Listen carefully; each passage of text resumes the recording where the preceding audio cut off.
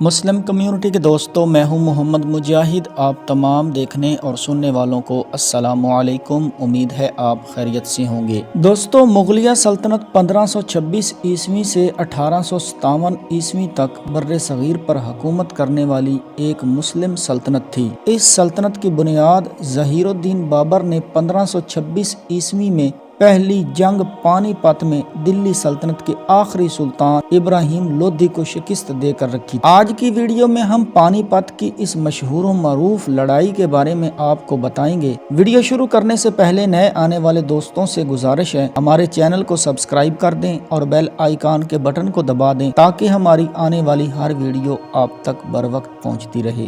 دوستو، پانی پت کی یہ پہلی لڑائی مغل بادشاہ ظہیر الدین بابر اور سلطان ابراہیم لودھی کے درمیان لڑی گئی۔ یہ جنگ دلی کے درمیان 1526 عیسوی میں پانی پت کے میدان میں ہوئی۔ سلطان ابراہیم کی فوج 1,00,000 جوانوں پر مشتمل تھی اور بابر کے ساتھ صرف 12,000 آدمی تھے، مگر بابر خود ایک تجربہ کار سپہ سالار اور فن حرب سے اچھی طرح واقف تھا۔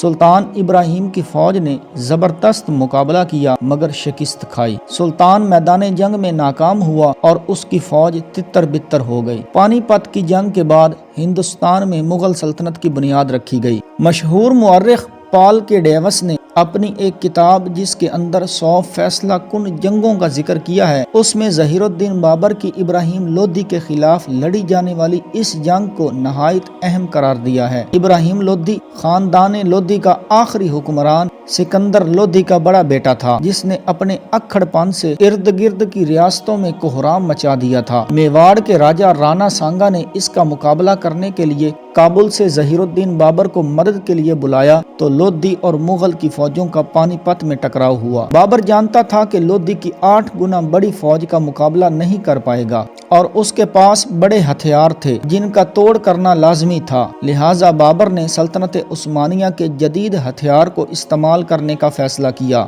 اس نے توپوں کے ساتھ ساتھ ترک توپچیوں کی بھی خدمات حاصل کی تھیں اور بعد میں انہی توپچیوں نے ہندوستان میں توپ سازی شروع کرائی۔ بابر نے اپنی جنگی چال اور ہتھیاروں کو ابراہیم لودھی سے چھپائے رکھا۔ بابر نے توپوں کو چمڑے کے رسوں سے 700 بیل گاڑیوں کے ساتھ باندھ رکھا تھا جن کے پیچھے توپچی اور بندوق بردار آڑ لیے ہوئے تھے۔ دوستو، اس زمانے میں توپوں کا نشانہ کچھ زیادہ اچھا نہیں ہوا کرتا تھا، لیکن جب انہوں نے اندھا دھند گولہ باری شروع کی تو کان پھاڑ دینے والے دھماکوں اور بدبودار دھوئیں نے لودھی فوج کو حواس باختہ کر دیا اور اس کی فوج خوف کھا کر منتشر ہو گئی اور سارے فوجی بھاگ اٹھے۔ یہ پانی پت کی پہلی لڑائی تھی اور اس کے دوران ہندوستان میں پہلی بار کسی جنگ میں بارود کا استعمال کیا گیا تھا۔ ابراہیم لودھی کی فوج میں 1,000 جنگی ہاتھی تھے جن کی دہشت ہی دشمن پر لرزہ طاری کر دیتی تھی، جبکہ 50,000 سپاہی اس کے علاوہ تھے۔ توپوں کی گن گرج نہ سپاہیوں نے سنی تھی